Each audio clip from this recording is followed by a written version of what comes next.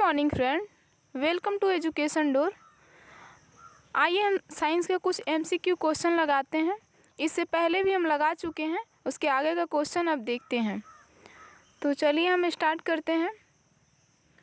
आमाशय द्वारा स्रावित रस भोजन को आसानी से पचा लेते हैं, लेकिन आमाशय स्वयं इन पाचन रसों से अप्रभावित रहता है, क्योंकि ऑप्शन आमाशय की दीवार श्लेष्मा के द्वारा सुरक्षित रहती है, यह कठोर कोशिकाओं का बना होता है, यह स्टील की बनी होती है, इनमें से कोई नहीं। तो चलिए हम इसका आंसर देखते हैं। इसका आंसर ए होगा, आमाशय की दीवार श्लेष्मा के द्वारा सुरक्षित रहती है। चलिए हम बढ़ते हैं अगले क्वेश्चन की तरफ। पचे हुए भोजन में मौजूद विषैले पदार्थ का कौन सा अंग अवशोषण करता है? आमाशय, अग्न्याशय, वृक्क, यकृत। तो आइए हम आपको इसका आंसर बताते हैं। इसका आंसर होगा यकृत। चलिए हम बढ़ते हैं आगे। पेप्सिन है एक एंजाइम, हार्मोन, विटामिन, खनिज। पेप्सिन एक एंजाइम है। इसका आंसर होगा ऑप्शन ए, एंजाइम। चलिए बढ़ते अगले क्वेश्चन की तरफ। पेप्सिन बदल देता है स्टार्च को शर्करा में, प्रोटीन को पॉलीपेप्टाइड में, प्रोटीन को एमिनो अम्ल में, वसा को वसा अम्ल में। तो चलिए हम इसका आंसर देखते हैं। इसका आंसर होगा प्रोटीन को पॉलीपेप्टाइड में। चलिए अगला क्वेश्चन देखते हैं। पाचन क्रिया में प्रोटीन निम्न में से किस पदार्थ में बदल जाते हैं? वसा, ग्लूकोज, एमिनो अम्ल, शर्करा। आइए हम आपको इसका आंसर बताते हैं। इसका आंसर होगा एमिनो अम्ल में बदल जाते हैं। चलिए हम देखते हैं अगला क्वेश्चन। पित्त निम्न में से किसके द्वारा पैदा किया जाता है? यकृत, आमाशय, अग्न्याशय, ग्रहणी। तो पित्त का निर्माण यकृत में होता है और ये जमा पित्ताशय में होता है। तो इसका आंसर होगा ये यकृत। चलिए हम देखते हैं अगला क्वेश्चन। निम्न में से वह कौन सा अंग है जो मानव शरीर में ग्लाइकोजन के रूप में कार्बोहाइड्रेट को जमा करता है? आंत, आमाशय, अग्न्याशय, यकृत। तो देखिए आप लोग इसका आंसर क्या होगा। चलिए हम बताते हैं इसका आंसर क्या होगा। इसका आंसर होगा यकृत। बढ़ते हैं अगले क्वेश्चन की तरफ। पित्त का प्रमुख कार्य होता है वसा का वसा अम्ल और ग्लिसरॉल में परिवर्तन, वसा अम्ल एवं ग्लिसरॉल का वसा में परिवर्तन, वसा का पायसीकरण, ये सभी। तो देखिए आप लोग इसका आंसर क्या होगा।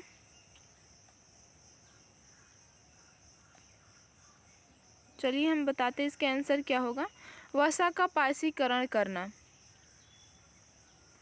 बढ़ते हैं अगले क्वेश्चन की तरफ। पित्त जमा होता है।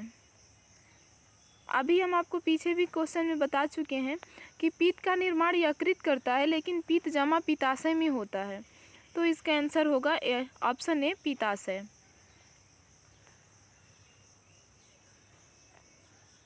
चलिए हम देखते हैं अगला क्वेश्चन।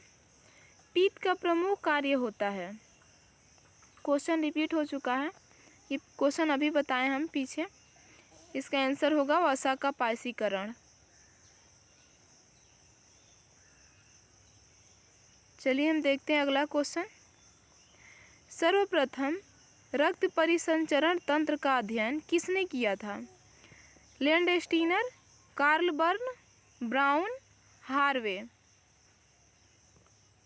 तो रक्त परिसंचरण तंत्र का अध्ययन सबसे पहले विलियम हार्वे ने किया था। आइए इसका आंसर देखते हैं। ऑप्शन डी होगा विलियम हार्वे। बढ़ते हैं अगले क्वेश्चन की तरफ। पेसमेकर का संबंध किससे है? गुर्दा, दिमाग, फेफड़ा, हृदय। तो पेसमेकर का संबंध हृदय से है। चलिए हम बढ़ते हैं आगे। पेसमेकर का संबंध किससे है? मूत्र बनाने का नियमन, पाचन क्रिया का नियमन, दिल की धड़कन प्रारंभ करना, श्वास क्रिया प्रारंभ करना। तो देखिए पीछे भी एक क्वेश्चन देख चुके हैं, इससे आप बता सकते हैं इसका आंसर क्या हो सकता है। तो चलिए हम आपको बताते हैं कि इसका आंसर क्या होगा। इसका आंसर होगा दिल की धड़कन प्रारंभ करना। ऑप्शन सी होगा इसका आंसर। चलिए हम देखते हैं अगला क्वेश्चन। गति प्रेरक किससे संबंधित है? गुर्दा, मस्तिष्क, हृदय, फेफड़ा। ये भी क्वेश्चन बहुत ही इजी है, ऐसे आप लोग इस पर रीजनिंग भी लगा सकते हैं। तो चलिए आपको हम इसके आंसर बताते हैं। इसका आंसर होगा ऑप्शन सी हृदय। बढ़ते हैं अगले क्वेश्चन की तरफ। निम्न में से किनकी भित्तियों पर रक्त द्वारा डाले गए दबाव को रक्तदाब कहते हैं? तो चलिए हम इसके ऑप्शन देखते हैं। दिल, सिरा, धमनी, कोशिका।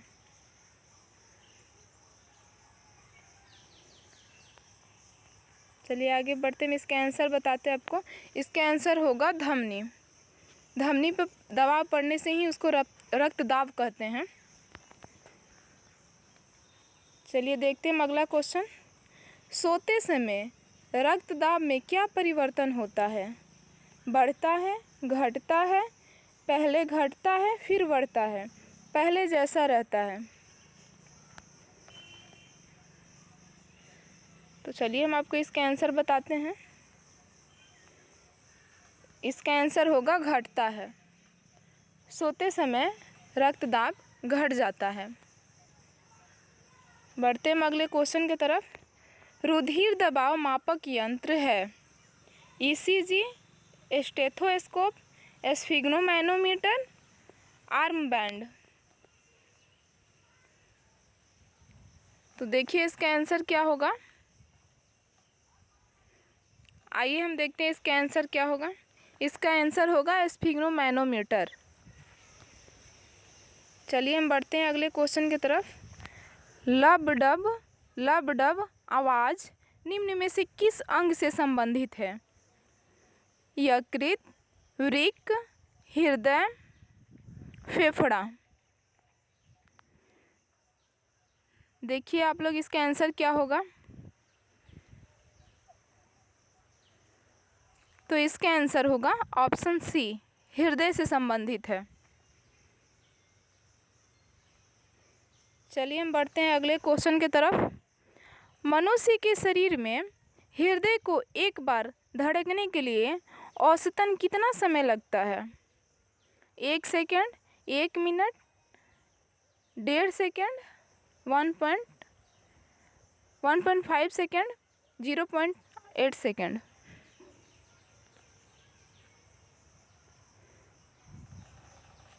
तो ये तो पता है कि 1 मिनट में 72 बार धड़कते हैं। तो चलिए आपको बताते हैं, इसका आंसर होगा 0.8 सेकेंड, क्योंकि 1 मिनट में हृदय की धड़कन 72 बार होती है। चलिए हम आगे बढ़ते हैं, देखते हैं अगला क्वेश्चन। स्वस्थ मनुष्य में प्रति मिनट हृदय धड़कता है? अभी आपको बताएं इसका आंसर, फिर भी देख लेते हैं इसका ऑप्शन। 58 बार, 67 बार, 72 बार, 90 बार। तो इसका आंसर होगा 72 बार। तो उम्मीद है आपको ये MCQ क्वेश्चन अच्छे लगे होंगे। एग्ज़ाम से रिलेटेड सारे क्वेश्चन हैं, और आपको ये PDF चाहिए तो इसका लिंक डिस्क्रिप्शन में दे दिया जाएगा। आप वहाँ से जाके इसके डाउनलोड कर सकते हैं या MCQ सेट लगा सकते हैं। Thank you.